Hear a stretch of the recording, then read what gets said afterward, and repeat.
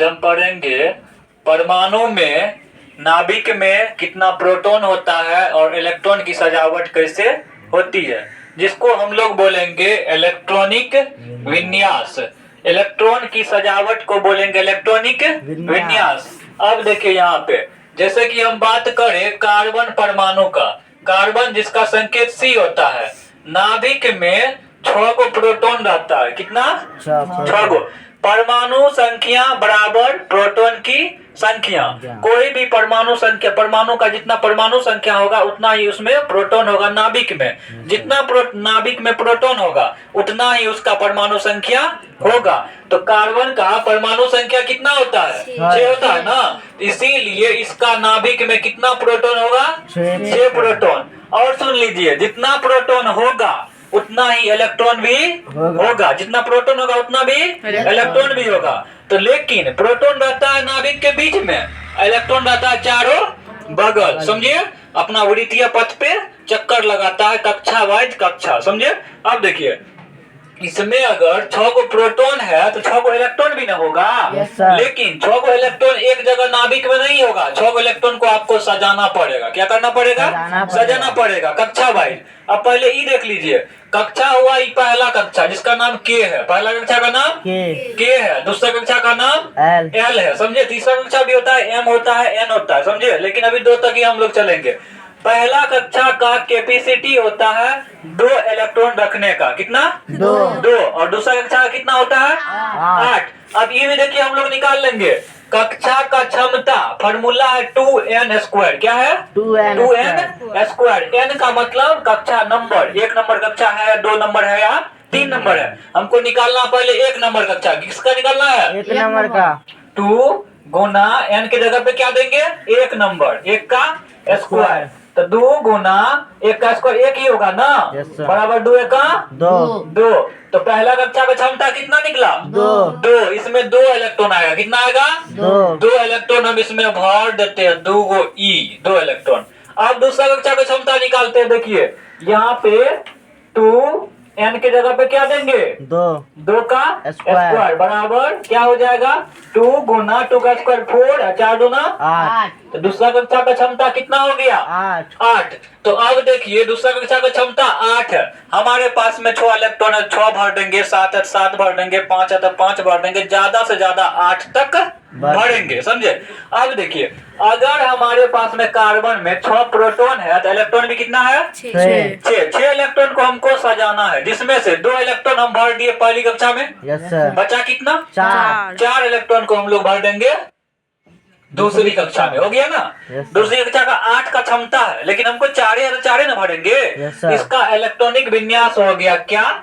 2,4। क्या हो गया? 2,4 का मतलब पहली कक्षा में 2 इलेक्ट्रॉन, दूसरी कक्षा में 4 इलेक्ट्रॉन। अभी आप एक बार तीसरी कक्षा का क्षमता निकाल लीजिए। तो 2 गुना n के जगह पे 3 देंगे ना। 3 का स्क्वायर 2 गुना 3 तिया 9, 9 दूना 18। तो पहली कक्षा का क्षमता 2, दूसरी कक्षा का 8, तीसरी कक्षा का 18। इस तरह से आपको अगर हम दे रहे 10वीं कक्षा का क्षमता तो निकाल सकते हैं आराम से 2n² फॉर्मूला से।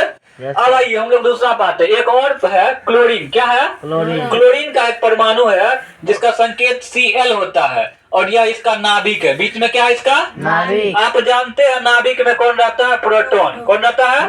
क्लोरीन का परमाणु संख्या 17 होता है। कितना होता है? 17। परमाणु संख्या 17 का मतलब हुआ कि क्लोरीन में 17 को प्रोटॉन है। 17 को प्रोटॉन है, जो कि कहाँ पे रहेगा? बीच में। कहाँ रहेगा? बीच में। 17 प्रोटॉन नाभिक के बीच में। कहाँ पे रहेगा? नाभिक में। समझे। परमाणु का मॉडल ही ऐसा दिया है कि बीच में नाभिक रहता है और चारों साइड से इलेक्ट्रॉन उसमें चक्कर लगाते हैं अपना अपना क्या बोलते हैं पथ पे। इसका ई कक्षा वाइज, ई पर छोटी कक्षा, बड़ी कक्षा, उससे भी बड़ी कक्षा। अब देखिए, इसमें क्या है? 17 प्रोटॉन है, जिसका मतलब है इसमें 17 इलेक्ट्रॉन भी है। और इस 17 इलेक्ट्रॉन को हमको सजाना है। क्या करना है? सजाना है। पहला कक्षा में हम लोग कितना इलेक्ट्रॉन भरेंगे? 2 इलेक्ट्रॉन भर दिए पहला कक्षा में। दूसरा कक्षा कितना लोड लेगा? 8 तक लोड लेगा ना। 8 भर दिए दूसरा कक्षा में। 8 2 10। बचा कितना इलेक्ट्रॉन हमारे पास में? 7 बचा ना। 17 में से तो तीसरा कक्षा हम लोग कितना भर दिए? 7 इलेक्ट्रॉन। समझे? इसका इलेक्ट्रॉनिक विन्यास क्या हो गया? 2,8 7। समझे? Yes sir. परमाणु के नाभिक में क्या होता है और चारों बगल क्या होता है? समझे? Yes, परमाणु के नाभिक में प्रोटॉन और न्यूट्रॉन होता है और चारों बगल से कौन सी होता है? इलेक्ट्रॉन। और वह घूमते रहता है। समझे? कक्षा वाइज पहला कक्षा का क्षमता 2, दूसरा कक्षा का क्षमता 8 और तीसरा कक्षा का क्षमता 18 होता है, जिसमें हम 7 ही बड़े हैं। समझे? इलेक्ट्रॉनिक विन्यास का और एक बात है कि अंतिम कक्षा में आप 8 से ज्यादा नहीं भर सकते हैं। 8 से ज्यादा नहीं भर सकते। समझे? यहाँ पे देखिए कार्बन है, कार्बन का परमाणु संख्या 6 होता है, तो कार्बन के नाभिक में 6 प्रोटॉन रहेंगे। अगर 6 प्रोटॉन है तो 6 इलेक्ट्रॉन भी पक्का होगा। उस 6 इलेक्ट्रॉन को हम लोग सजाएंगे कक्षा वाइज। पहला कक्षा में हम लोग भर दिए 2 इलेक्ट्रॉन, बचा हमारे पास में कितना इलेक्ट्रॉन?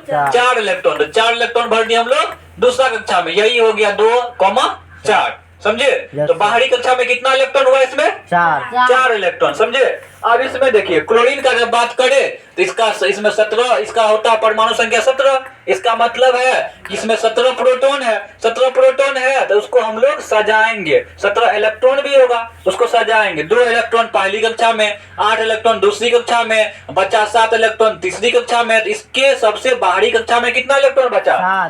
7 इलेक्ट्रॉन। कितना बचा? 7 इलेक्ट्रॉन। और सुनिए, सबसे बाहरी कक्षा में जो इलेक्ट्रॉन होगा उसको हम लोग बोलेंगे संयोजी इलेक्ट्रॉन। क्या बोलेंगे? संयोजी इलेक्ट्रॉन। अगर हम पूछ दे आपको कार्बन का संयोजी, कार्बन में संयोजी इलेक्ट्रॉन कितने हैं तो आप बोलिएगा 4। अगर बोल दे क्लोरीन में संयोजी इलेक्ट्रॉन कितने हैं तो आप बोलिएगा 7। समझे? तो सबसे बाहरी कक्षा में जो इलेक्ट्रॉन होते हैं उसको क्या बोलते हैं? संयोजी इलेक्ट्रॉन। आप इसको समझे कक्षा बनाने के लिए और कक्षा में इलेक्ट्रॉन को सजाने के लिए। इसको क्या कहेंगे हम लोग? इलेक्ट्रॉनिक विन्यास। चलिए लिखिए।